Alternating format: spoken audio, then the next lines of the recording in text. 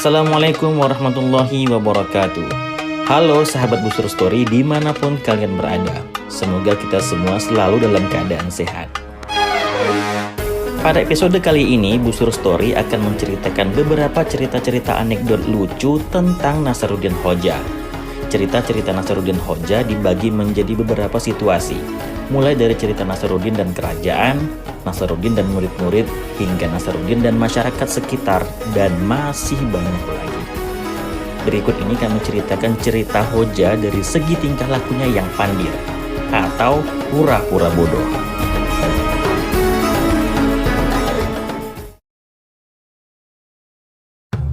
Nasaruddin Hoja memang seringkali digambarkan sebagai orang yang tolol dan pandir, walaupun sebenarnya beliau adalah orang yang pintar dan cerdas.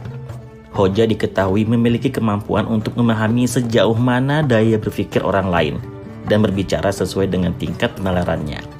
Karena Nasaruddin Hoja dinilai sangat menghargai lawan bicaranya, bahkan dengan orang gila sekalipun. Maka untuk menyesuaikan dirinya dengan orang-orang dan berbagai kondisi yang ia hadapi pada saat itu, Nasaruddin Hoja seringkali berperilaku pandir atau berpura-pura bodoh. Bahkan tidak jarang sikap dan perilaku pura-pura bodohnya ini sangat berguna untuk menyelesaikan masalah atau menghadapi mara bahaya yang sulit ia hindari. Nah, berikut ini kami kumpulkan beberapa cerita anekdot dari Nasaruddin Hoja yang pandir atau pura-pura bodoh dan menggunakan kepandirannya untuk menyelesaikan permasalahan yang sedang beliau hadapi. Dalam tajuk Cerita Anekdot Nasaruddin Hoja bagian 1. Berikut cerita selengkapnya.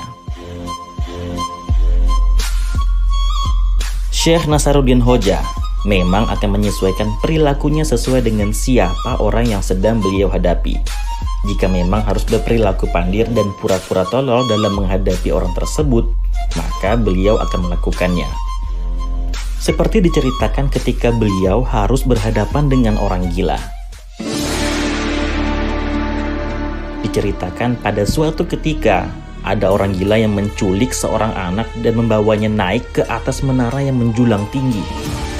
Para pengejarnya pun berupaya mengikuti orang gila tersebut naik ke atas menara itu. Namun orang gila itu malah mengancam akan menjatuhkan anak yang diculiknya itu ke bawah apabila mereka naik mengikutinya ke atas menara. Akhirnya mereka meminta tolong kepada Mullah Nasaruddin Hoja untuk berdialog dengan orang gila tersebut.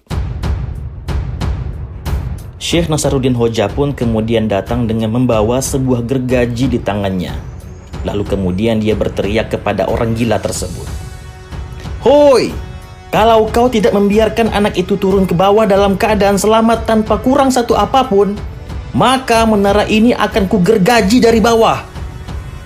Mendengar teriakan Nasaruddin Hoja tersebut, orang gila itu ketakutan dan dia pun membiarkan anak yang diculiknya itu turun dalam keadaan selamat tanpa mendapatkan gangguan. Terdengar konyol bukan? Tidak hanya itu, perilaku pura-pura bodohnya tak jarang menyelamatkannya dari mara bahaya yang tak sanggup dia hindari. Kejadian itu terjadi ketika beliau harus berhadapan dengan sekelompok perampok. Pada suatu malam ketika beliau pulang dari melaksanakan sholat isya di masjid, seperti biasanya Mullah Nasaruddin Hoja pulang melewati kuburan. Ketika ia sedang berjalan, dari arah yang sama lewat pulalah sekelompok perampok. Maka cepat-cepat ia bersembunyi dalam lubang kuburan kosong yang baru digali. Namun, malang bagi Nasaruddin, karena para perampok itu melihat ke arah lubang tempat Nasaruddin bersembunyi. Mereka heran, kenapa ada sebuah batok kepala yang tersembul dari lubang kuburan. Maka para perampok itu pun kemudian penasaran dan mereka menghampirinya. "Hai, siapa kau?" tanya mereka kepada Hoja.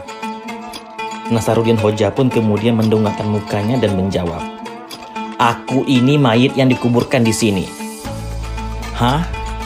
Emang ada ya mayat yang bisa bangun tengah malam?" tanya mereka kepada Nasaruddin Hoja. "Ada," jawab Nasaruddin Hoja dengan pasti. "Untuk apa?"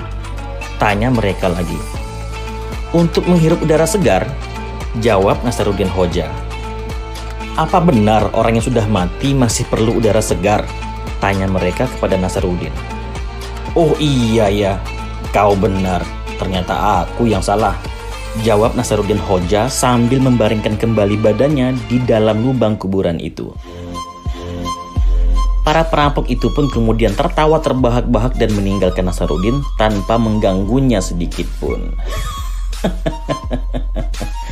Bisa-bisanya beliau berpikir seperti itu ya. Tapi tingkah laku konyol beliau tidak hanya muncul ketika berhadapan dengan mara bahaya saja. Terkadang beliau bertingkah laku konyol hanya sekedar untuk menghibur dirinya setelah mendapatkan musibah.